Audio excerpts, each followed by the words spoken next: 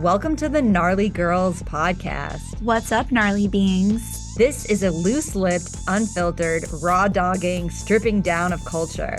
No fucks, no panties. This is a labia of love. We're your hosts, Tony Naj and Serafina Supernova. And this is Gnarly Girls. Hi, Sarah. What's up, Tony? Today on Gnarly Girls, we're going to talk about Christian fundamentalism. Woo! So fun. A lot has been happening this week. Obviously, we have the assassination of Charlie Kirk, who is a Christian fundamentalist icon. And I think it's important that we start digging in as to why he was so coveted by the Christian community and why that's significant to this current here now paradigm of civil unrest. Yeah, I mean, he reminds me of like every popular boy that was like part of the Christian youth group at my school, who all the girls wanted to date and like looked to make their personal Christ in their lives. And I do see a lot of like white women especially comparing Charlie Kirk to Jesus and creating AI generated images of a white Jesus. Or, you know, honestly, kind of like a mixed Jesus, which is maybe more upsetting, holding Charlie Kirk in his arms. Embracing him as he enters into the heavens. Yeah, because he's being seen as a hero, and then Trump also just gave him an award. Yeah. So I think the thing that is interesting about this example of Christianity and him being an icon of Christianity is how much he was an active bully. Yes. And how his career was based on bullying people. And he would have these, you know, groupings where he'd be like, oh, hey, come up so I can bully you. And the thing that I thought was really interesting about watching the way he communicated with people, it was like if someone was trying to be respectful and compassionate or kind or have like a more softer tone with them, he would demean them. He would put them down. He showed a lack of respect for anyone that was like trying to be respectful. And I think that is very telling. It's also pathetic because he was mostly debating college students. I mean, at least on Turning Point USA's social media platform. And Ezra Klein, who's a columnist for the New York Times, yes, wrote an article yesterday. And I like Ezra Klein, but I didn't really like this framing of like, you know, Charlie Kirk really knew how to like be a politician and be in politics, because he would take these clips of these arguments, which would essentially obviously create engagement on social media, and then that's what he would use to bait people on both sides. And in that respect, I do understand what Ezra Klein is saying. He's like, he knew how to work the system and get engagement and essentially brand himself. It's similar to What's His Nuts, who interviewed us outside of Harvard during the protests, Nick Shirley. If you were to go look at Nick Shirley's YouTube and Instagram. Why are you shouting him out? I'm sorry, but he does the same thing. Yeah. And I feel like he could be the next Charlie Kirk. You know, it's like they're in the same, speaking of the brotherhood is Grape culture. Yeah, I'm just saying why we don't need this. Well, we might have an interview with him one day. I mean, it's on the docket. We have approached him. He told us that we need to build our audience and have more followers first. But it is pathetic that he's mostly dating college students. He's not dating. I mean, so he would. There's something sexual about the debates. He's mostly debating college students, which is also what bullies do, right? They pick on someone who is smaller than them so they can position themselves as the alpha, as the authority. Yeah, because when you are a college student, when you are young, you actually don't have the experience of these kind of conversations, and it's easier to get twisted up in rhetoric. It's easier to get pulled apart. It's easier to get frazzled. So yeah, him debating college students does not, for me personally, highlight his intelligence. What it does is just highlight the propaganda and how he's able to just continue to say already vetted talking points. Was it Cambridge University where those students were like in that formal debate with him across the table? I think it was Cambridge. I can fact check this, but he was essentially in a debate with these like obviously well-researched college students, these cutie pies with their little accent being like, well, actually, here's what happened in the history of the world. And what I've noticed happen every time someone brings forward like concrete history, concrete facts, what he does in his speech pattern is he tells them to calm down. He says no, and then he like distracts from the point by telling the other person they need to calm down, even if they're not upset, which is what patriarchal men do with women in conversation. So he's like feminizing anyone outside of him, even the way he treats his own like little brotherhood. Like he is the alpha man in his own. Well, now he's dead. So, well, let's talk about the Christianity aspect of it, because the Christianity aspect is the focal point of this pod. yeah. So you have a worshiping of a type of communication style that is aggressive, is bullying, is not compassionate, is not coming from a place of understanding. It's actually coming from a very combative place. And I think one of the things that, we don't want to get too hung up on Charlie Kirk. He just happens to be the distraction of the week. But where Christian fundamentalism is so problematic is in the level of hypocrisy that exists. So you have these presentations of values, you have these presentations of a moral code that is not being followed in private. And I think that is why Trump or Charlie is seen as these cultural leaders of the Christian movement, because it's almost as if they're giving permission to be even more contradictory in your behavior. It's like you can preach one thing and do another. It's really interesting. I saw a lot of Christians say about Trump and the Epstein list. They'd be like, well, yeah, maybe he did rape girls or Grape girls, children, but we're Christians, so we have to forgive him. But he's doing good stuff for the economy, so we have to forgive him. So it's like the level, there is no landing ground when it comes to the hypocrisy. Yeah. Well, they're doing all of these things too, like in the name of Christ. And something that I was thinking about yesterday when comparing Christian and white nationalism to white Christian narcissism was the way that when I personally was in the church as a child in into my teens and early 20s, I was constantly getting in trouble because I was asking questions, and they do not like questions. They consider questions to be blasphemy. They consider questioning the scripture to be a sin. And in fact, I actually got cleared from my little brother to talk about this.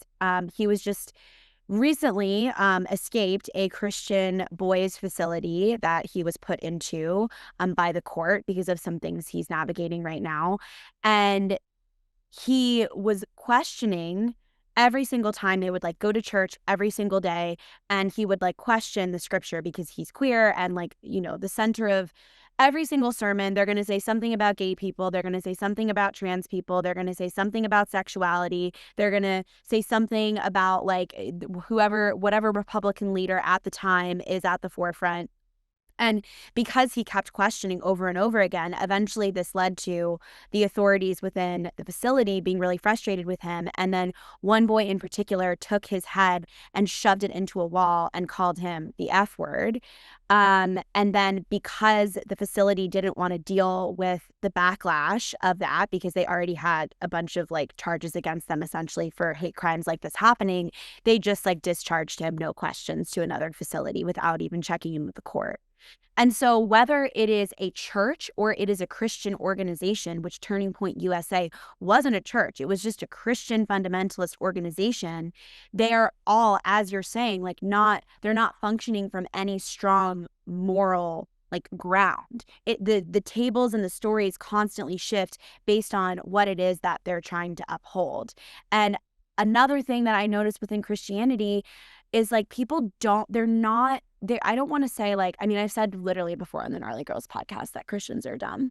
What I want to say this time is that they're not seeking out information, because even the seeking out of the information is seen as the blasphemy. So they're uninformed. Like, a lot of Christian women straight up do not know history. Feminism is a dirty word, period. They're not even going to open a book. Like, there's a straight up block to actually even researching anything. Which, what did you say in your 9/11 video yesterday? Never forget. You said never stop researching. Never stop researching is the exact opposite of what Christian fundamentalists do. They're not even researching the Bible. They're not even researching it. They're like handpicking scripture and then using some Psalms app to like apply it to their lives because they're narcissists, and they're using the entire scripture to relate to themselves in the world. Well, I think what I'm seeing and hearing is that within Christian fundamentalism is two things. One, to avoid critical thinking, and two is to avoid genuine embodiment, because there is no physical practice associated with Christianity. It's not like they do a yoga practice like the yogis do. And the purpose of yoga is not about strength or flexibility. It's about building the ability to sit and meditate for hours at a time. Like, the whole point of yoga is actually much deeper. It's much more, it's not about the physical body exclusively. Obviously, there's 8 pillars of yoga. So the fact that there is no physical practice associated with Christianity, there's no dance, there's nothing in the body. The only thing they have is the singing. With the singing coming from the mouth, and there's movement, I guess, I'm not saying there's no movement, but there's no like collective movement strategy. Yeah. And I think with the singing, it's like if things are coming from the mouth, then they're in the practice of like speaking, hearing, speaking, hearing, speaking, hearing versus embodying and feeling. And I think that's also why homosexuality and different expressions of sexuality and like the purity and all of this stuff is such a threat, is because anything that's within the body is a threat. It's like they want to keep people disembodied because that makes them easier to control. I mean, for me, it always comes back to sovereignty. Like, the church does not teach about sovereignty, which is so interesting because there's so many Christian fundamentalists who were talking about autonomy during the pandemic, but they actually don't believe in autonomy or sovereignty. And this is where the hypocrisy comes in. There's, again, like the staircase shifts depending on what point is being made. And I think you're so on it in terms of yoga, like expanding our capacity to be able to listen, not only like listen to other people and their opinions, but also like listen to our own bodies, listen to our own heart, listen to our own truth. I personally felt incredibly distracted every time I was in like a Christian church space because I was being told how to pray and who exactly I could pray to. Like, you're actually, I mean, I guess it's a little different in Catholicism, but it's really frowned upon in evangelical Christianity to put Mary above Jesus. And then again, we go back to Mary Magdalene's Gospels. If you go to the Magdalene manuscripts, if you were to order Mary Magdalene's Gospels, which there's like many different iterations now, just like there are different iterations of the Bible, in all of those iterations, which I have as a nerd scanned through, highlighted, annotated, every single time in her teachings, you find sovereignty as a pillar. It's like you are actually your body is a holy temple for the sacred to inhabit. And you have a direct line of communication to the Most High. And the Most High is actually a mother.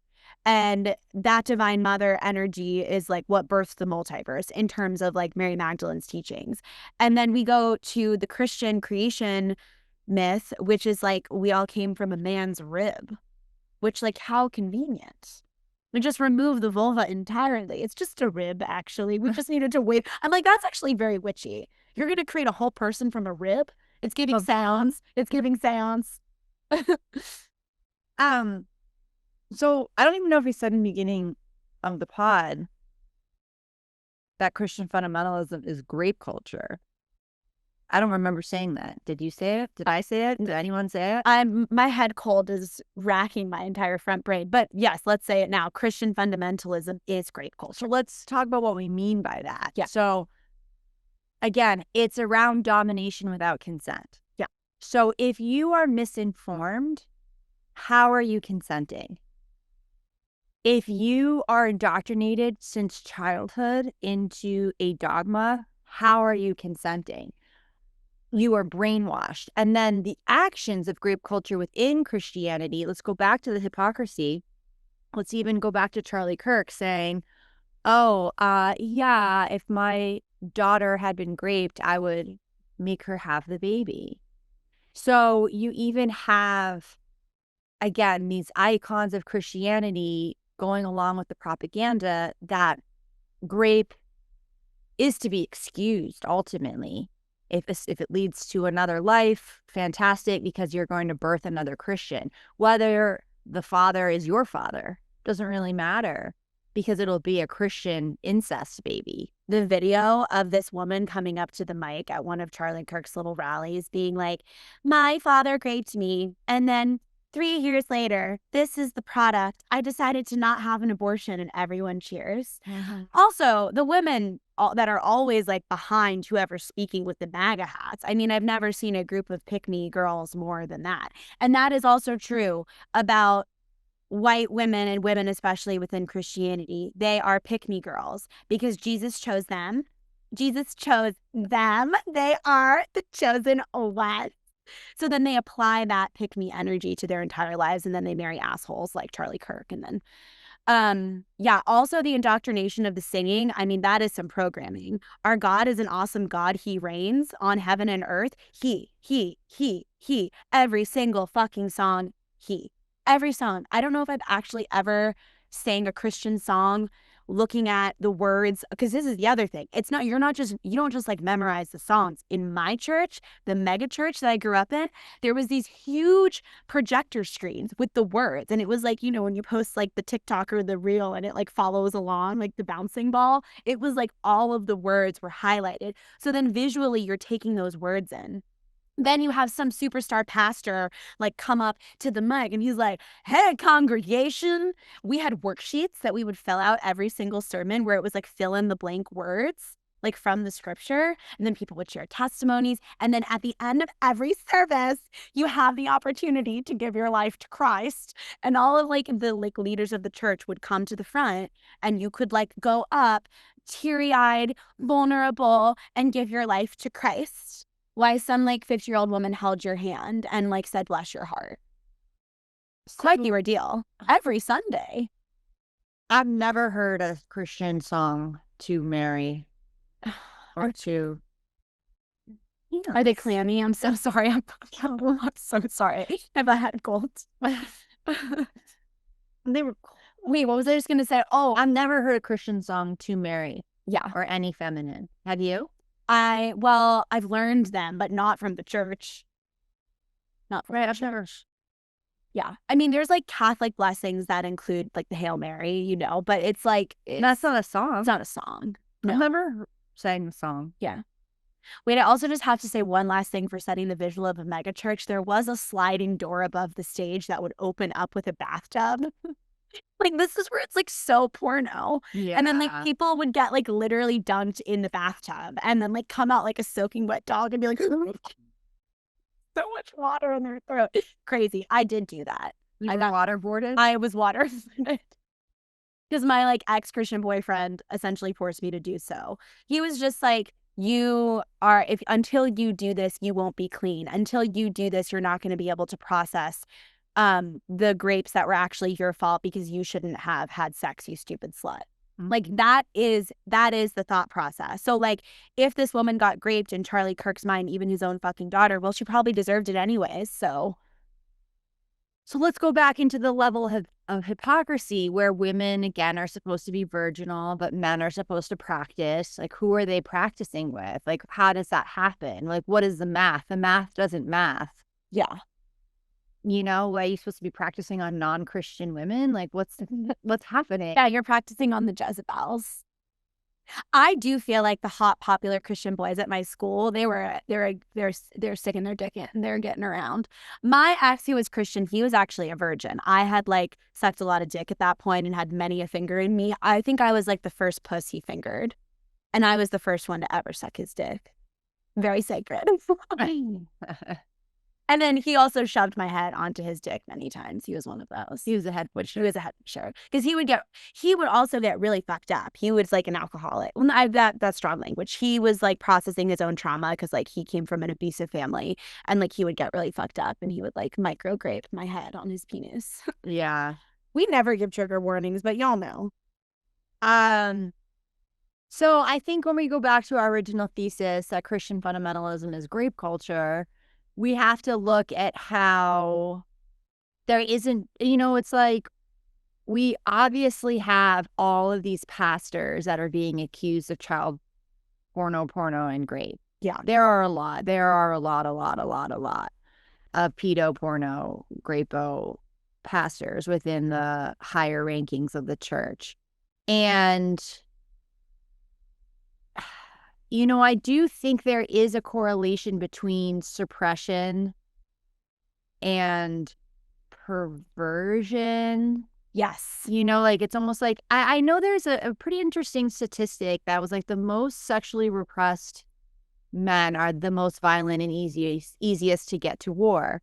So you have Christian fundamentalism and Muslim fundamentalism, both highly repressed, sexually repressed people. I mean, in Afghanistan, women can only have one eye now. One eye. Not just the hijab, but only one eye. They have to have patches. They can only look through one eye. Whoa, I did not know that. Yeah, and I don't think they're even allowed to speak to one another. No, the Islamic fundamentalism that's happening in Afghanistan is really upsetting, but it is hand in hand with Christian fundamentalism around the controlling of women and the controlling of female sexuality. Yeah. It's not like as visually representative, but it is in the underlying intentions. I think and that's why Charlie Kirk was always about chaining women to motherhood and then demeaning women who don't prioritize motherhood as their only reason for living. And I think that that's what often is said about quote unquote liberal women or non-Christian women. We're the most depressed. He literally was like, women who voted for Kamala Harris, women who don't have children, leftist women are the most depressed. Like, this is a statistic. And it's like, bro, I don't even know if you know what a statistic is. Like, that's not real. Like, studies have actually been done that single women without children are actually statistically more happy. So, I say that as a married woman. Like, I'm not, that's not my life. I'm not a single woman, but like, that's actually what the numbers say. Yeah. You can't, this is what Christians also do. They bend the numbers and they bend all of the information to suit them. And they don't even like have anything to back up their claims.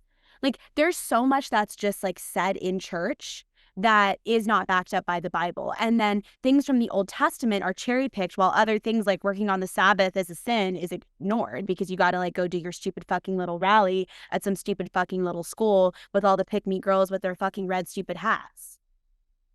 Also, I do want to talk about Christian women. Christian women are demonic. And that is like, to me, what's even scarier about like some of like other forms of like religious fundamentalism is the way that like in this country, white Christian women do have free speech and they are free to not only like repress their children and indoctrinate their family and their communities, but like in a wider scope, I have never met a cunt who's more of a cunt than like a Christian woman who is convinced she's correct. Well, the thing that's so ironic is that they look down on quote unquote feminists, but it's the feminist movement that has provided you with a platform. You wouldn't have a platform to be on the media or on the news without feminism. You wouldn't have a platform to have a social media account to promote your trad wife identity and brand if you didn't have feminism. You wouldn't have a voice to speak about how you should stay at home if you didn't have feminism. So every way that they are looking down on feminism is the hypocrisy that feminism is the back that they are standing on in order to be heard. Yeah. So we keep circling back to hypocrisy. And there is some sort of like psychological gymnastics that is twisting and flipping them into the justification that it's not hypocritical. That is the magic. That is the real alchemy. I mean, it's like it's actually, there is so much like shame culture and fear around hell. I do know that to be true. Yet the lack of self-reflection is where the real magic is. Like, I'm not afraid of hell. I don't have this same like shame paradigm. However, I am much more reflective, and it's almost like because you are so afraid of hell, you refuse to actually see yourself because you're like, well, if I were to really see myself, I'm going to hell according to my own definition.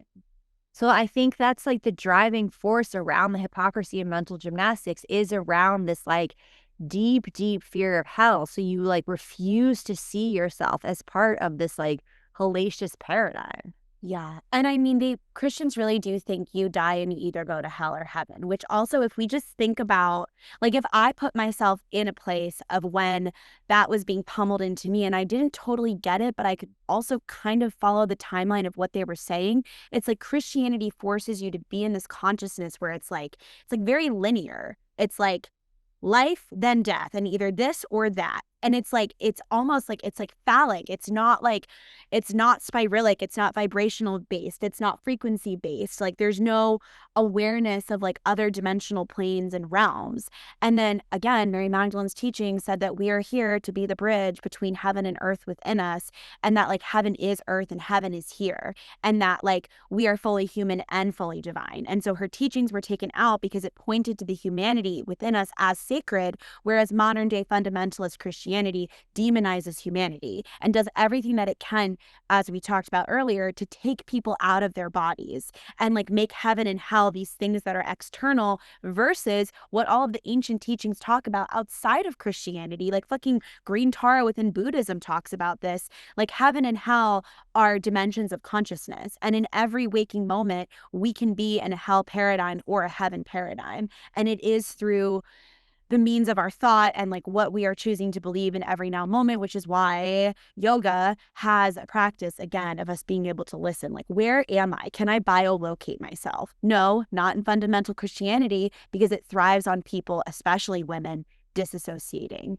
And then I think men externalizing their repressed self-expression and sexuality into war, defending genocide, making Israel their personality. We have actually not really talked about this. What do you think about, because I do have thoughts about this. I did just write a caption about this. What do you think about the way that Charlie Kirk started questioning the state of Israel like this summer? And then over the last week or so, he started asking for the release of the Epstein files. And people who are now like, oh, well, Mossad took him out because he was questioning Israel. Okay, let's be clear. When we talk about the evangelical Christians, they are one of the top funders and have been for decades of Israel, because the Christian fundamentalist evangelicals want all the Jewish people to quote unquote return back to Israel in order for the second coming of Christ and the apocalypse. So it is about prophecy. For them, supporting Israel has a lot to do with this prophecy and like a porthole being opened, and then all the, yeah, real talk. And then all the sinners will go to hell and they will ascend into heaven. So there is a lot of rhetoric in the evangelical world around this, which is why Israel/Palestine/ the Holy War has been a conversation for a long time. We cannot forget this. This has been happening for decades. Okay, so this is what I think about Charlie Kirk and him starting to question Israel/Epstein files. It's like, I was actually talking about this in my other podcast, but it's like, was he an actor going off script? Or was this part of the script? Because it's a little convenient. Yeah. It's a little convenient either way. So there's one option that like he went off script and suddenly he was like developing a moral consciousness outside of the propaganda that he was being told to feed. and he wanted to feed a different agenda. Like, what's his nuts? Tucker Carlson. Strange figure. Strange twist. Giving Joe Rogan. Candace Owens, also strange, but Candace Owens was an actress, you know? So, I mean, sure, it's a cool coincidence. She was an actress. She's beautiful. And then she kind of says all these points that take us on these wild rides. And where is Candace Owens going? Is she an autonomous person that's just like expressing her thoughts and they're developing over time? Or are these people breaking out of their own matrix? I don't know if he was breaking out of the matrix. Why would he? I mean, what would it benefit him to break out of the matrix? I mean, I guess there's this like there's this positioning of him now where it's like I just like been seeing some people who like report on, I forget the name of this guy's channel, but I know you follow him too. He was like, I think I misspoke on Charlie Kirk, and he actually was questioning Israel and all these things in the last couple days. Just news today. So I don't know. Well, it doesn't matter. We don't. Why am I trying to promote these men's platforms? This is upsetting, Sarah. Stop it. But I'm like, okay, so even if he did start questioning this within the last like 30 days, where the fuck have you been for the last 2 years? And like, what about the ways that you've just talked to like women and queer people and Black people like over and over again caught on camera? Like, again, even if he was beginning to question these things, the consciousness of the white Christian nationalist narcissist is that it wouldn't like the only reason he was talking about it is because he felt like he couldn't comment on Israel without like getting deplatformed and attacked. It wasn't about people of Palestine. It was about his platform. Like, so again, it's like about him. So in the most like basic interpretation, like, oh, he just started questioning it and then they took him out. Well, it's like, congratulations. We've all been questioning this for a long time. Why do mediocre white men get literal fucking awards for questioning things that entire mass groups of people have been asking into a microphone and confronting him for years? It was completely self-interest based either way. Like, he's not a hero. I mean, but he's being positioned as one. But he's not being positioned as one like by leftists. Well, no, but I do think there are like maybe like more libertarian style leftists who are now like, oh, like I literally, someone asked me about it today who I considered to be pretty radical, was like, oh, but did you see like that he actually was questioning Israel? And I'm like, no, like that's also part of the distraction and the confusion from who he actually was and what he was doing. Yeah. Even if he was taken out, you know, which I'm not saying he wasn't. But, well, yeah, I mean, supposedly starting today, the shooter was like some young buck. I don't find him in a McDonald's with a note, you know, like, yeah. Like, how stupid do you think that are? Luigi. People are pretty stupid. Let's go back to Christian fundamentalism and button it up because we do have to go. Christian fundamentalism as grape culture. Final thesis. You go first. No, you.